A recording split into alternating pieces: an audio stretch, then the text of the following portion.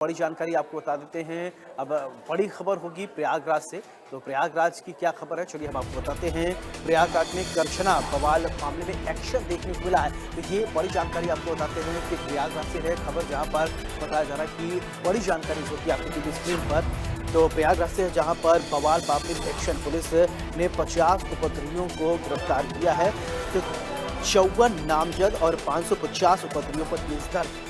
ये बड़ी खबर इस वक्त की आप देख रहे हैं। तो आपको बता दें, उपद्रवियों के कई जगह की थी आगजनी। तो चंद्रशेखर को हाउस अरेस्ट करने पर हुआ था बवाल। ये बड़ी जानकारी इस वक्त आप देख पा रहे हैं। उपद्रवियों पर लगातार कार्रवाई। तो प्रयागराज से ये बड़ी जानकारी है, जहां पर करछना बवाल मामले पर एक्शन देखने को मिला है। पुलिस ने 50 उपद्रवियों को गिरफ्तार किया है।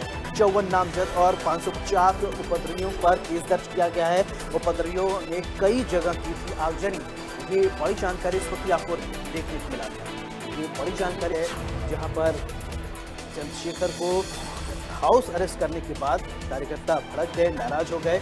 और अब तक बता दें कि 50 उपद्रवियों को गिरफ्तार कर लिया गया। 54 जिनमें से नामजद हैं और 550 श्रद्धालु, माफ कीजिएगा, 550 उपद्रवियों पर केस दर्ज किया गया है। उपद्रवियों ने कई जगह की थी आगजनी। चंद्रशेखर को हाउस अरेस्ट करने पर हुआ। इसी खबर पर ज्यादा जानकारी के साथ अमित श्रीवास्तव मेरे साथ प्रयागराज से जुड़ रहे हैं। अब तक 50 उपद्रवियों को बताया जा रहा है कि गिरफ्तार किया गया है।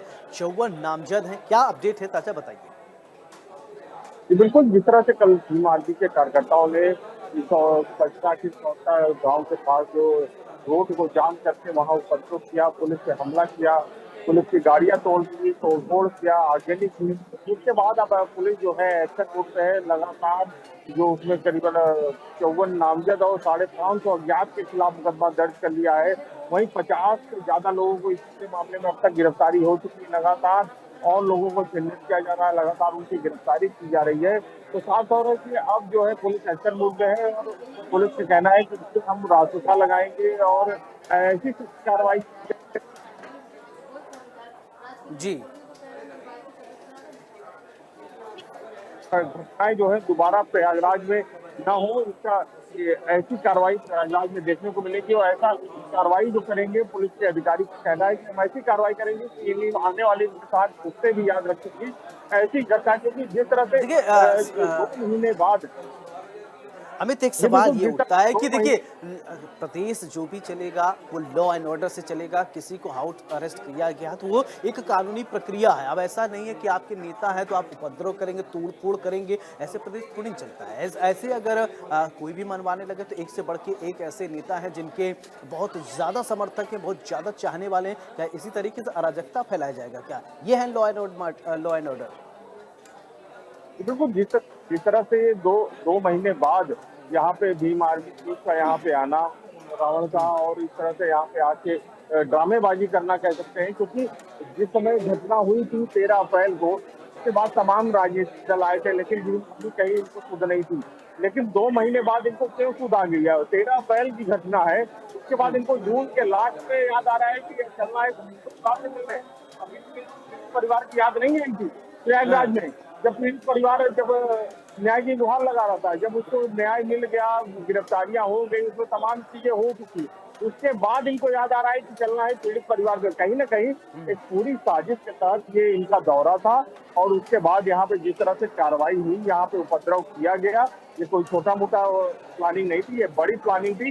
इसीलिए प्रयागराज पुलिस जो है एक पहले से जांच कर रही थी कौन कौन लोग इसमें चिन्हित है, जिन्होंने इस घटनाक्रम को अंजाम दिया। जिस तरह से उपद्रव हुआ, आप तो भले भीम आर्मी की भले करें कि ये हमारे कार्यकर्ता हैं, लेकिन उन्हीं के ही कार्यकर्ता थे हाथों में झंडा लेके, क्या दूसरे पार्टी के कार्यकर्ता आके दूसरे पार्टी का झंडा लेके एक अमित ऐसी तस्वीरें सामने आई है। अभी कुछ वीडियो ऐसा वायरल हो रहा था, स्कॉर्पियो गाड़ी किस तरीके से उसको चकनाचूर किया गया, फिर इतनी संख्या में लोग थे, उसको पलट देते हैं।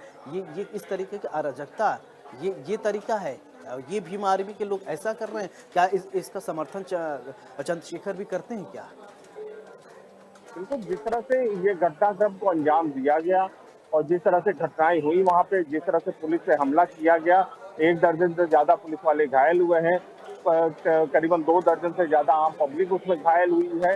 तो साफ तौर है कि ये उत्पात एक प्लानिंग के तहत था, और प्लानिंग एक राजनीति अपनी चमकाने के लिए कि पूर्वांचल में प्रयागराज एक केंद्र है, यहाँ से राजनीति अपनी चमकाई जाए, भीम आर्मी को जिंदा किया जाए यहाँ पे किसी तरीके से, क्योंकि जिस तरह से भारतीय बसपा जो है वो खत्म पार्टी होती जा रही है, तो कहीं ना कहीं वोट बैंक की एक राजनीति है और वोट बैंक की राजनीति इस तरह से। नहीं, लेकिन वोट बैंक अमित, आप कह रहे हैं कि वोट बैंक की राजनीति, तो क्या वोट बैंक के लिए कुछ भी किया जाएगा? इस तरीके से चीजें निकल कर सामने आएंगी। और क्या चंद्रशेखर रावण इसका समर्थन करते हैं तो खुल के बोले कि हाँ ठीक है, हाँ, हमारी पार्टी यही है। बसपा ने जो किया या बसपा का जो वोट बैंक खिसका, वो उसका एक वो अलग फैक्टर है, वो अलग मैटर है। लेकिन अभी जो चंद्रशेखर रावण की पार्टी यानी भीम आर्मी के लोग कर रहे हैं, वो तो कहीं ना कहीं अब सवालों के घेरे में है।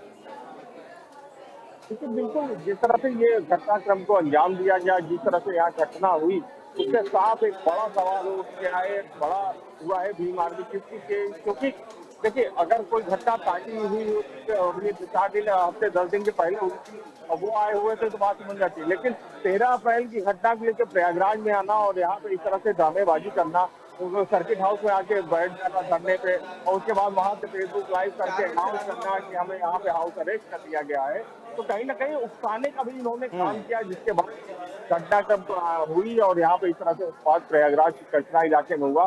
तो लेकिन अब योगी सरकार है तो यहाँ पे कार्रवाई भी, जैसी घटना हुई वैसी कार्रवाई भी देखने को मिलेगी। और जो अभी तक 50 लोग गिरफ्तार किया गया है, अभी और भी लोग हैं, कुल 550 अज्ञात है, करीबन 600 से ज्यादा लोग इसमें चिन्हित किए जाएंगे और सबके ऊपर कार्रवाई होगी और इनके ऊपर रास्ता तक लगाया जाएगा। क्योंकि उत्तर प्रदेश के मुख्यमंत्री ने साफ इस पर कह दिया कि सख्त से सख्त कार्रवाई की जाए। तो प्रयागराज के जो पुलिस कमिश्नर है उन्होंने सब कहा है कि इसके ऊपर रास्ता लगाया जाएगा, इनको जेल भेजा जाएगा और इनके ऊपर ऐसी कार्रवाई करेंगे कि भविष्य में कभी ऐसी घटना न कर सके, इसकी कार्रवाई करेंगे। जी बिल्कुल। चलिए अमित, बहुत बहुत शुक्रिया तमाम जानकारी के लिए।